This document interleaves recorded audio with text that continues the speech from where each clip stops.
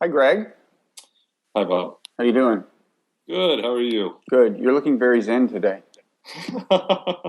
and that's as it should be. Because let me introduce us. I'm Robert Wright of the Wright Show.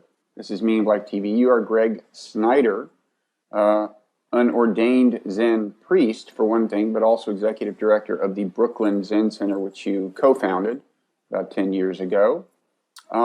You're also on the, let's see, Brooklyn Borough President's Advisory Council on Faith-Based and Community Partnerships. And you do a lot of work in the Brooklyn community, including working with young people in the schools and teaching them how to meditate and stuff like that. And I want to talk about that. I also want to talk about meditation itself and distinctively Zen meditation and what distinguishes it from other traditions, what you get out of it, and we may even get into some like heavy philosophical concepts if we're not careful. Okay, great. So, for starters, why don't you talk a little about the work you're doing in the schools there? I gather this is mainly teenagers. Yeah, teenagers.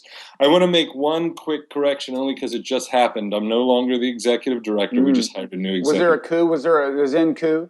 There was a Zen coup. A new ED took over, so I'm just on the teaching side now. Okay. But in terms of work in the schools, what about, let's see, I guess it's 5 years ago now, we started working with public schools and bringing meditation and mindfulness into the schools themselves.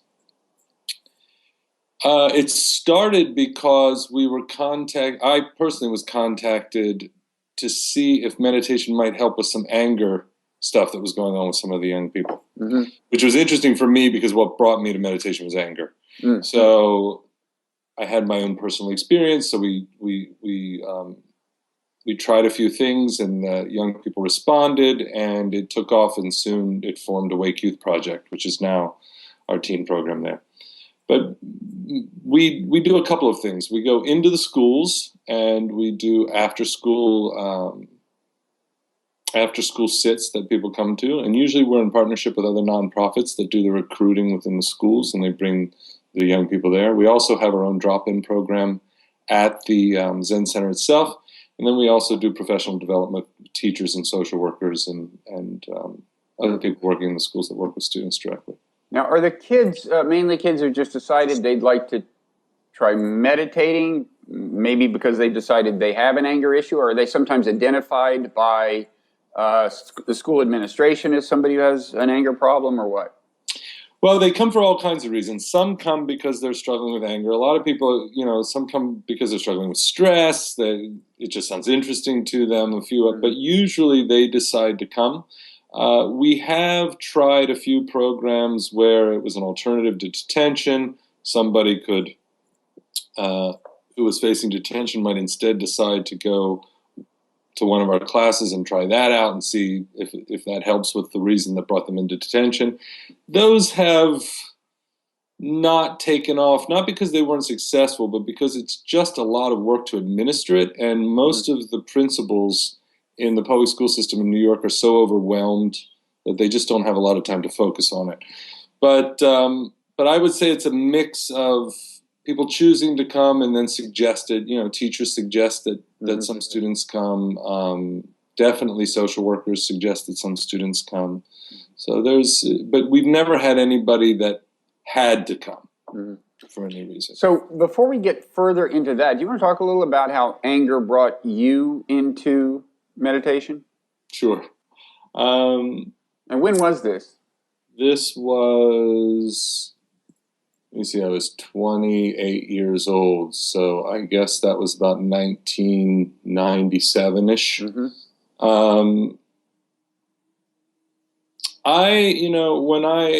When I was young, I had a particularly sometimes volatile family, and some rough stuff in my childhood.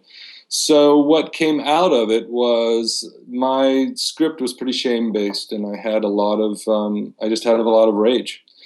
And I struggled before practice. I struggled a lot with substance abuse and any number of things. But at one point in time, I there was this incident that happened that I call the garbage bag moment, where I was trying to take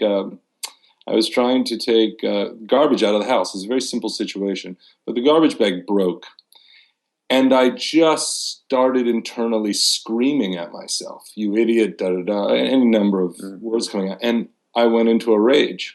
And I did what I commonly did at that time, which was throw things, and except this time there was no one else in the room. There was no one to blame it on. And so a thought came up in my head at that time, which is, if you don't take care of this, you're going to be dead by 40. Actually, the thought I had is you're going to have a stroke by 40. Mm-hmm. So around that time, and I can't remember if it was just before or just after, I was reading Zen Mind, Beginner's Mind, and something sounded right. So I found a sitting group. At that time, I was in Austin, Texas. I found a sitting group, which at that time was the burgeoning Austin Zen Center. And I sat a few mornings, and then I just didn't stop. Mm-hmm. And that's what brought me to practice. So you had anger issues, but also in particular anger directed toward yourself. Yeah, a lot of anger toward myself, and it came out as anger toward others. Yeah, it's funny how it works that way. I can kind of relate to both of those things, actually. Yeah. And so, Zen, did it help right away, or? Well, what happened was about 3 months in, I think it was about 3 months in, I sat my first 5-day retreat. Mm-hmm. And I spent most of that retreat in an impressively steady state of rage. But the fourth day, it stopped. Mm-hmm. And that's when I saw it stop, when I saw it come to a close, I thought, I don't know what's going on here exactly, but it's working. I mean, there was this breath. It's like I could inhale for the first time in years. And so in that way, yeah, it started helping pretty quickly. It took many years to get to the many roots of what caused that behavior. But yeah, it assuaged many things quickly. And during the rage part of the retreat, were you mad at yourself in part for failing to successfully meditate? That's a favorite. During my first retreat, that was a favorite theme for the first 2 or 3 days. Yeah, I'm sure that was mixed in there, but I was mad at everything. I was mad at, in Zen you have this very elaborate eating ceremony called oryoki, which is very slow to serve and all kinds of ritual and detail. And I remember just being so angry at those sermons, and so yeah, I was probably angry at myself and everything else that moved. Okay. That point. Now, you mentioned mindfulness in talking about what you teach these teenagers. Yeah. That's not, mindfulness isn't the first thing you think of when you think of Zen. I mean, Zen, there's a particular meditative instruction that I most associate with Zen, at least, which is different from what I think of with mindfulness meditation. Am I wrong in that apprehension? I think of Zen's instructions as, in a certain sense, less specific. Right. I would say, I mean, I'm kind of using the word mindfulness because that's the common parlance right now. But what I would say that Zen really focuses on is attention to everything being what we're doing at any given time. So a kind of attention that is non-dualistic with everything we're doing. So all the cliches of Zen. When you're washing the dishes, just wash the dishes. The chop wood, carry water, Soto Zen style. So that's what we bring to young people, is what is it to just be with what you're doing? And then if you can't, what's going on that you can't? Right. What are the stories you're telling yourself at that moment that you're beating yourself up or angry at yourself for not being able to meditate well? So in kind of classic mindfulness meditation, I guess the specific instruction involves, well, first of all, focusing on your breath enough so that you establish some kind of stability of mind and you can focus on things.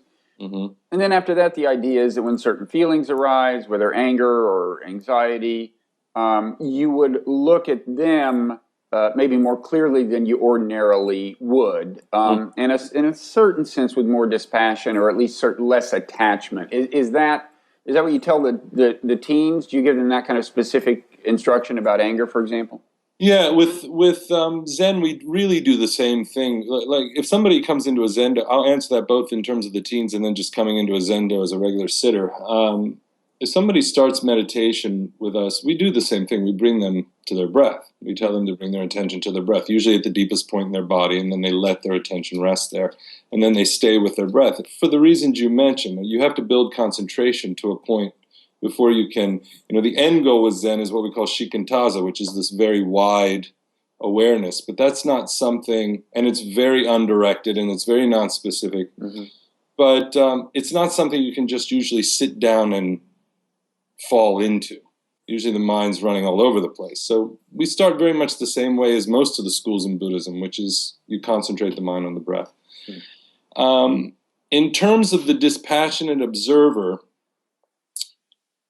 it's an interesting thing because people go different ways with this. That with teenagers, the instruction, and really the instruction I think that's quite common, is to be with the anger as it's arising, but not identified. Mm-hmm. So there's both a quality of not being invested in it and not separating oneself from it at the same time.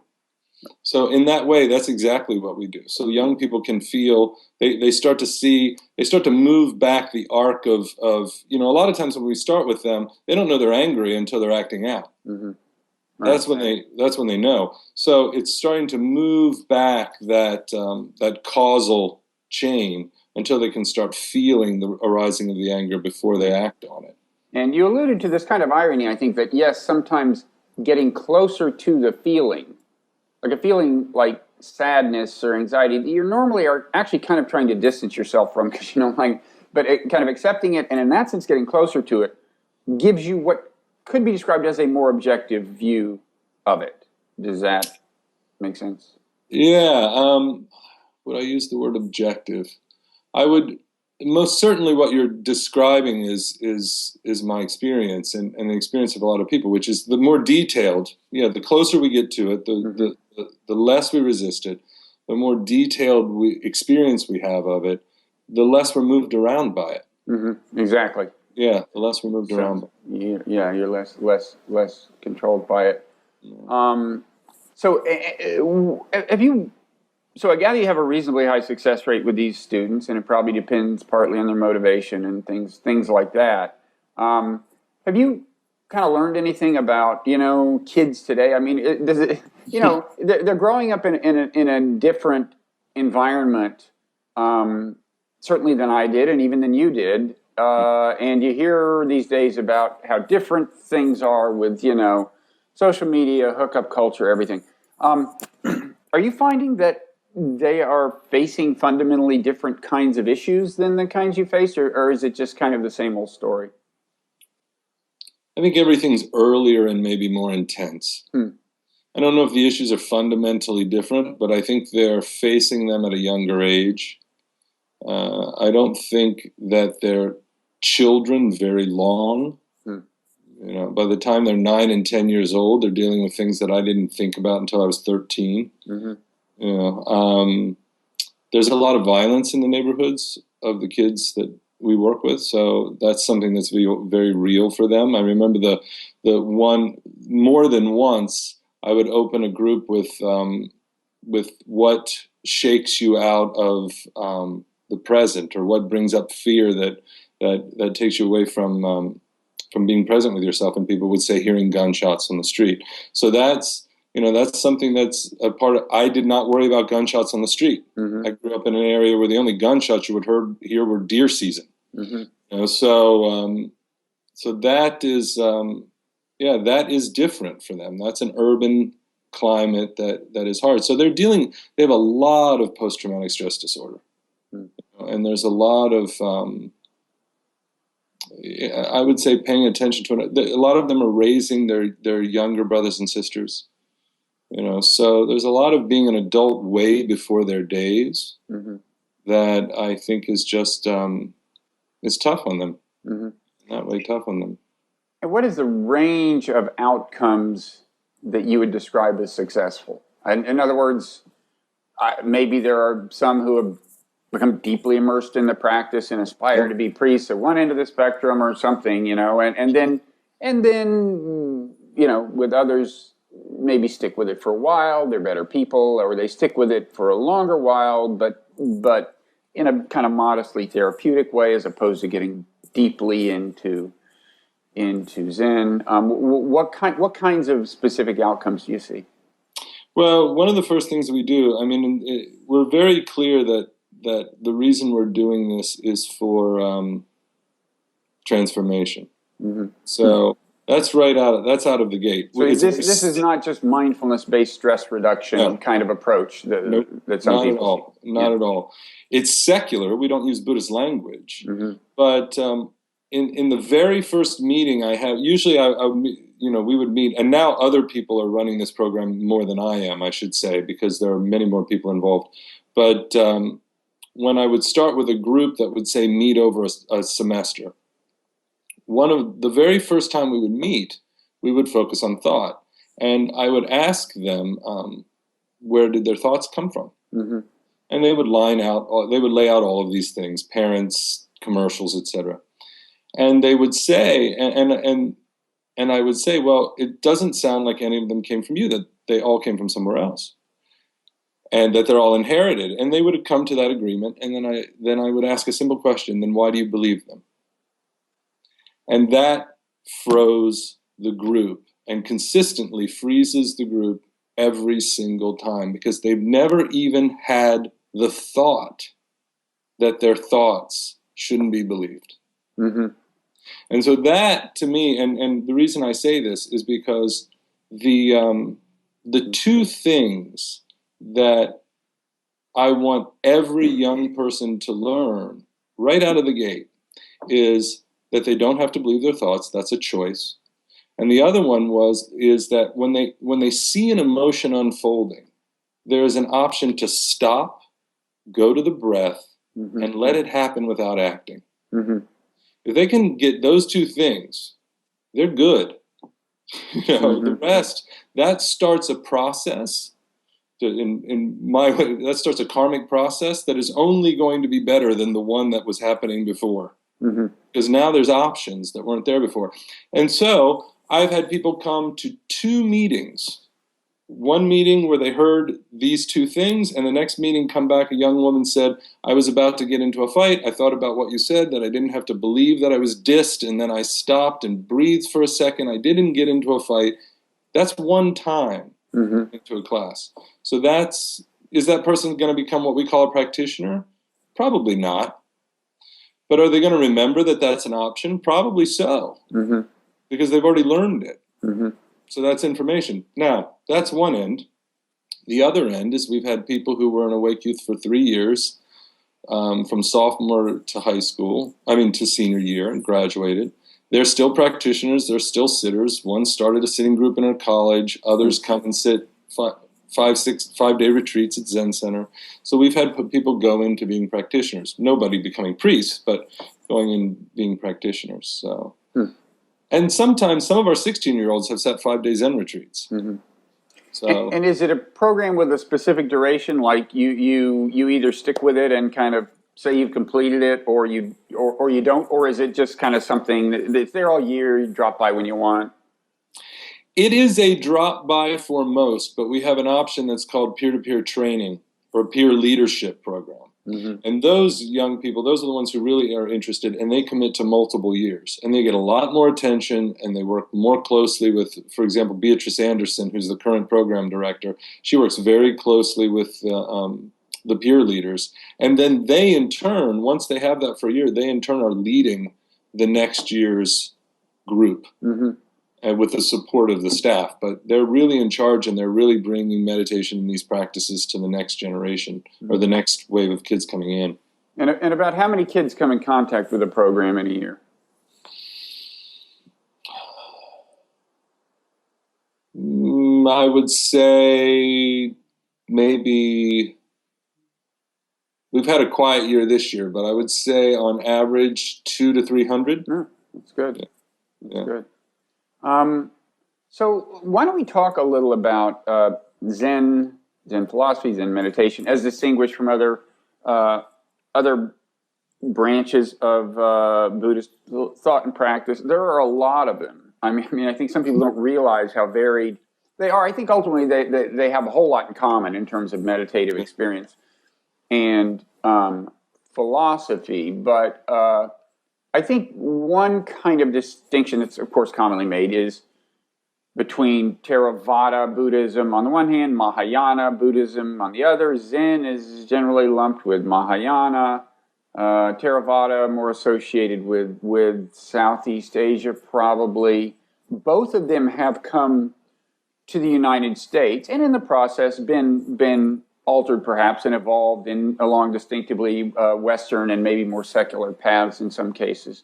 It seems to me like the original, like Zen hit the West Coast in kind of the 60s. Is this an oversimplification? And then kind of Theravadan, and in particular Vipassana, kind of hit the East Coast in the 70s. Does that sound wrong? That's my understanding. It is. Yeah. Okay. So anyway, now they're both floating around. I mean, D.T. Suzuki was at Columbia, so he was on the East Coast. He was. But in terms of what I think you're referring to, which is people actually practicing, right? I would say the West Coast is still the stronghold of Zen. That's where it came out of San Francisco and L.A. mostly. Yeah. Right. And I think, there are two big philosophical concepts in Buddhism. Well, more than two, but one is the idea of not self, that the self does, in some sense, does not exist.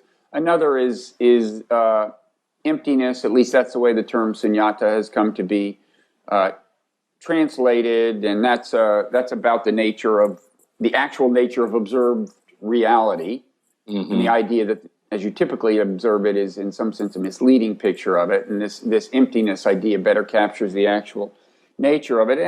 And my sense is that although you certainly find both of these ideas in Mahayana, and I think you kind of find both of them in Theravada, although you don't hear the term emptiness as much in Theravada. I think you find kind of both ideas, but my sense is not self is more emphasized in Theravada, or at least Vipassana, and emptiness more in Mahayana. Is that your sense, or am I? I think that's true, but I think you have to break down what you mean by not self. Right. So, and whether we're talking about the same thing, because an Atman can be talked about in many, many ways. If you talk about the three marks of existence, there's a very interesting thing about what they're referring to. So we talk about so those being not dukkha, self, suffering, yes. Not self, and what, impermanence, or impermanence. But dukkha, but impermanence and suffering refer to what's written in the Dhammapada, is that the word used for both suffering and impermanence is sankhara, which means basically is the word for karmic. One way you could say is karmic accumulation, that's good. But if you look at when they say anatman, they don't use that word. They use the word dharmas. And anatman means not self. Yeah, not self. They use the word dharmas, and that's a much broader philosophical category than sankhara. Doesn't that mean kind of things? Everything. Yeah. Essentially everything that's arising. Yeah. So if you're going to say that everything that arises has no self, then you're talking about emptiness. Right. I mean, that's one way to look at this, is that there's the idea of not self, that you don't have a self. And then there's the idea that nothing else you see has a self, although maybe for inanimate objects, a better term for that is an essence. Nothing, we kind of tend to think of things like that. Okay, that's a lamp. It has essence of lamp. Right. That's the way cognitively we just kind of naturally categorize things with a kind of a filing system where we have a label for them. And sometimes, I mean, they give us kind of distinctive feelings according to their label. I mean, dog, cat, we have these reactions to them. And so in a way, what we call emptiness is the idea that it's misleading to think of anything as having an essence, anything out there. And that's just kind of an extension of the idea that it's misleading to think of you have an essence or a self. Right. I mean, the simplest way that I would describe the notion of emptiness is that nothing has a boundary or a core. Right. That's just, there is that boundaries and cores are imposed. Right. And if we invest in boundaries and cores to things, we'll suffer, because we'll want them to be permanent, and they won't be. We want them to be stable, and they can't be. And so we'll fix our minds on that kind of world that simply isn't there. So well, go ahead. I was going to say, so it's partly about interconnection. I mean, the idea that boundaries are not as important as we think is partly a way of saying that everything interacts with other things. In the case of yourself, it's a way of acknowledging that, whereas you think of yourself as like autonomously generating all your behavior, like I decide, blah, blah, blah. But in truth, you're always reacting to input, and your tendencies have been programmed by early input and so on. So it's a much more it's such an interactive system that ultimately it doesn't make that much sense to think of this chief executive in your head that's doing all this stuff.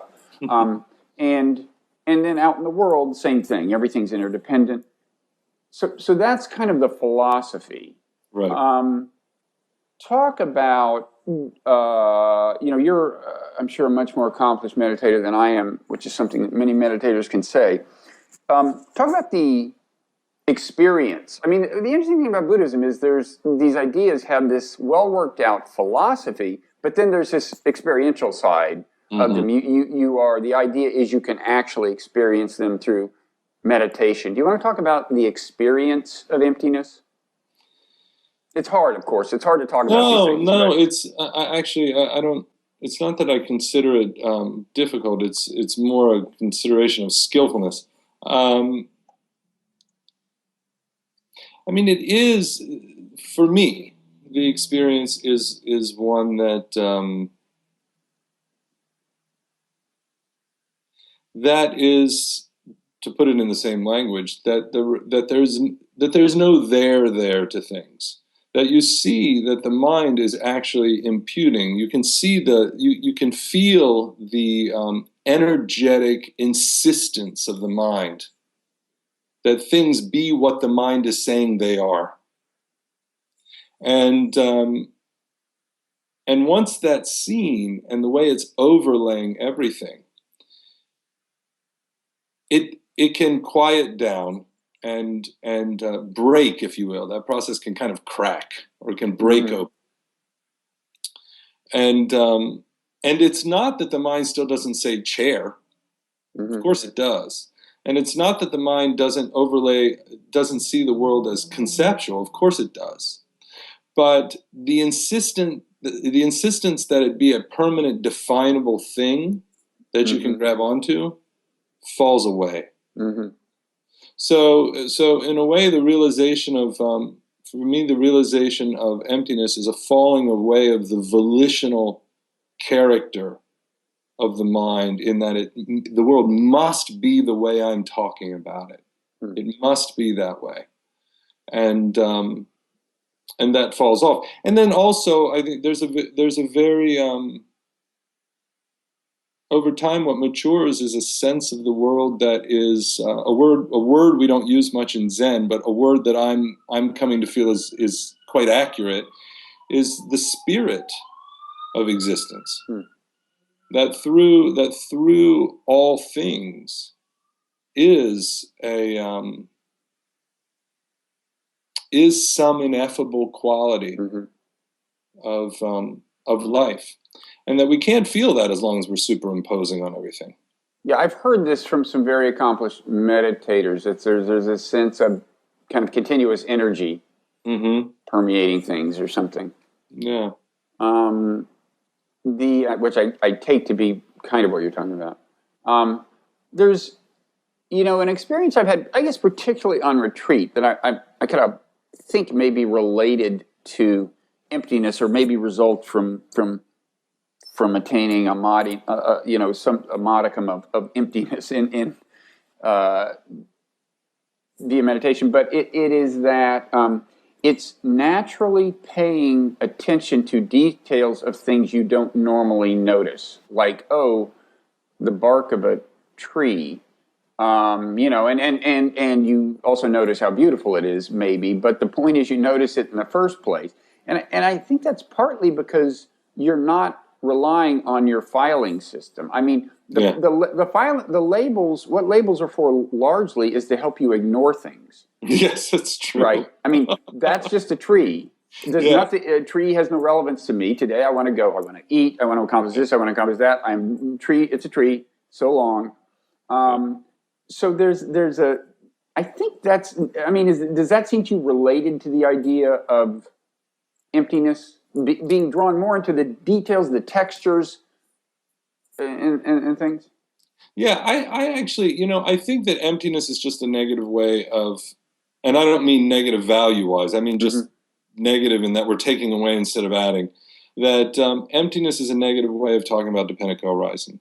I mean, if you take away, which you suggested earlier, if you take away boundaries in core, what do you have? You have flow. Mm-hmm. You have everything flowing in and out. And it's not to say that these ideas of boundaries are not useful. I mean, I want to know what a pencil is and be able to pick it up and actually physically grab it. So seeing boundaries is useful. Mm-hmm. But the intuitive sense that the boundaries are actually not the whole truth, and that's kind of a felt intuitive sense. I do think that what you're talking about is kind of a byproduct, which is this emergence of beauty. Mm-hmm. Suddenly everything is quite beautiful and detailed and lovely. You're paying attention. And the focus on qualities of things rather than necessarily the thing as a whole in a certain sense. I mean, there's Well, the whole is a construct. right, exactly. Yeah.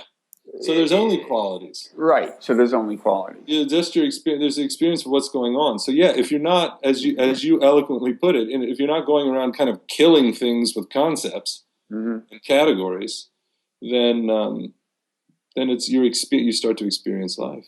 And the phrase you just used, dependent co-arising, it's kind of a technical term, but it basically refers to the fact, I guess, that nothing can exist in truly independent fashion. A tree cannot exist without absorbing light and water and so on. Nothing in the world that we see, so far as we know, could exist in a truly self-sufficient fashion. Right. Everything's causally interrelated. Mm-hmm. Yeah. So, do you find that the experience of not self tends to naturally accompany the apprehension of emptiness when you're in a meditative state, when you're meditating? Well, I don't know about meditate. I mean, meditative state.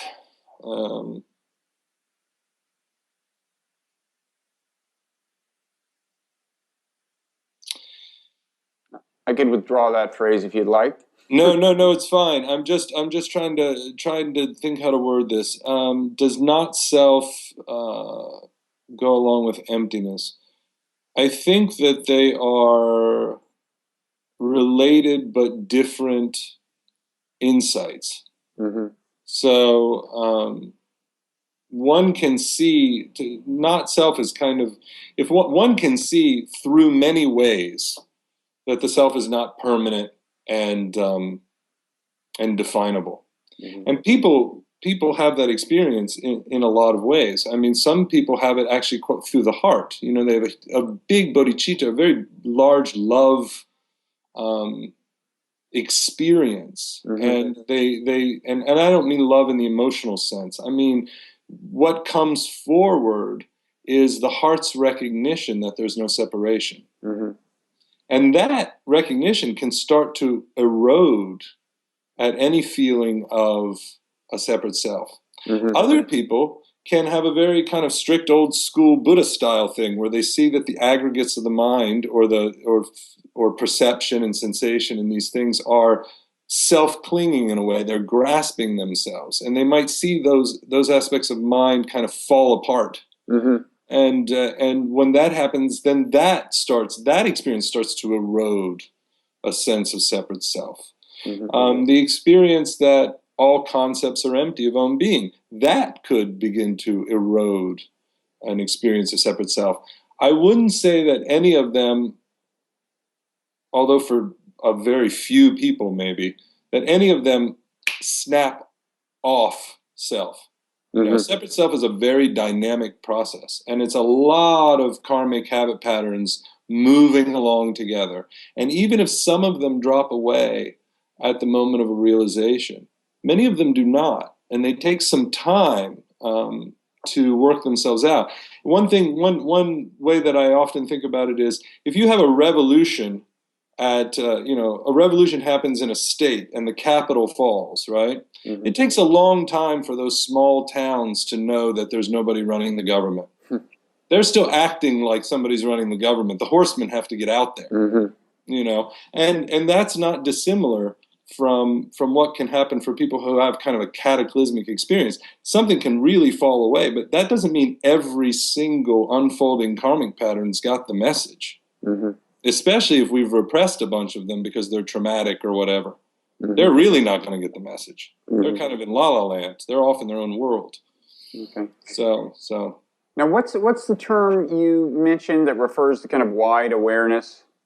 Shikantaza. Shikantaza. Yeah. Now there's a term you hear, maybe more of a Vipassana, choiceless awareness. That's not exactly. You've probably heard that term, right? Yeah. I guess that's almost more of a technique, almost more of a way of thinking what you're doing than a kind of state you attain, right? I mean, those are not the same thing, right? Those.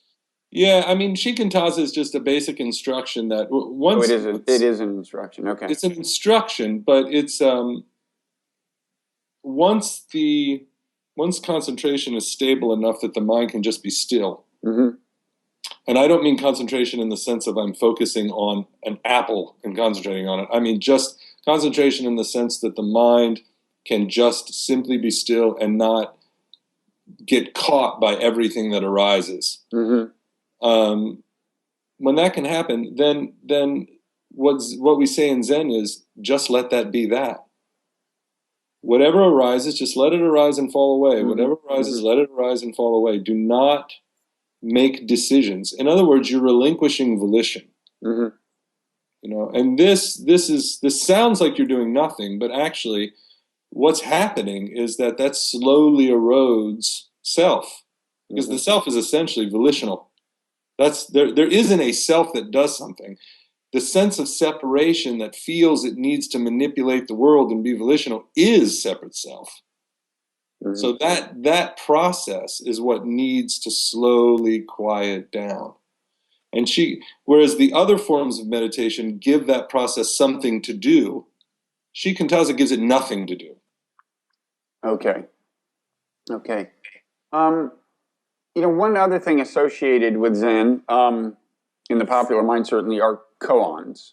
And I mean, they work independent of meditation, of course, but I think they're also supposed to work in synergy with meditation. And I know of Zen practitioners who have said they meditate on kind of explicit philosophical questions. Like they may think, who hears? You know, or in other words, what is it in you that's doing the hearing? Or who am I? Or, you know, these particular sayings are, of course, making you focus on the question of what really is in here. Where do you actually find this self that you're assuming exists? But of course, there's a whole range of koans, famous ones. One was sound of one hand clapping, and so on. Are those routinely integrated into meditation in Zen, or what role do these kinds of things play? Well, there are two major schools of Zen. There's Rinzai and Soto. The Rinzai school is the one that you're thinking of that very formally moves through traditional koans. I'm from the Soto school, which does not. Okay, so we're familiar with those koans. We read them, we study them, but we don't have a formal practice of, okay, you come in and you work on the first koan until that's worked out, and then you come in and do the second one. That's Rinzai school. I don't feel that I have the insight to comment on how they relate those two. So, but I can tell you how we use koans. So the way we use them is more, Soto kind of has a sense that your life presents the koans you need to work on. So if somebody comes in and they might be meeting in practice discussion with a teacher, And we come to a point where it's realized that there's a real sense that a behavior is happening because they're afraid of dying, let's say. The koan might be to just, I might suggest, like, okay, what would it be to just sit in meditation and drop in, what if I die now? What if I die now? And just be with, or it might even be simpler, dying now. And just let that drop in and let that be there and sit there like a seed. And when you drop something like that phrase, which is quite powerful, then all kinds of things start to turn. You know, there are responses in the body, there's revulsion, there's grass, you start to see everything. And essentially what happens, you start to see the root of suffering in that particular instant. And it also may unveil to you many other things that you didn't expect. But in that way, that's the drop-in. So in that case, would you kind of keep thinking the phrase, you know, not enunciate it vocally, presumably, but using it as a kind of a subvocal mantra? I don't know that you would do it as, you could most certainly do that. For me, it wouldn't be so insistent in that way. I mean, I wouldn't say it over and over. I would probably just drop it in and say dying now, and then I would sit there quietly, and then, you know, 10 minutes later, if my mind's wandering or if I'm not feeling it again, I might drop it in again. You know, and I might just do this. It'll be different for different people depending on where they're, you know, whether their mind's wandering or what's going on for them. Some people may really have to tie their mind to that phrase and say it with some regularity because their mind's drifting. It'll just depend on the person. Yeah, if you look at the ancient texts on mindfulness, there's a certain amount of contemplating grotesque and unpleasant stuff. Yeah, exactly. You know, like in your body, you know, feces and so on. Not all that often a part of you know, at least introductory meditation guidance I find in the United States. Well, listen, this has been really interesting. I don't know much about Zen, as may be evident, and this is very illuminating for me, and I think I need to learn more. I mean, I do think, you know, the traditions ultimately align and kind of converge in their ultimate aims and philosophically, but it's interesting what different paths there are. So thank you, and keep up the good work. That's great work you're doing there in Brooklyn with the students. And maybe if you have time down the road, you come back and we can chat again. That sounds great, Bob. Okay, take care. Okay, take care. Bye-bye.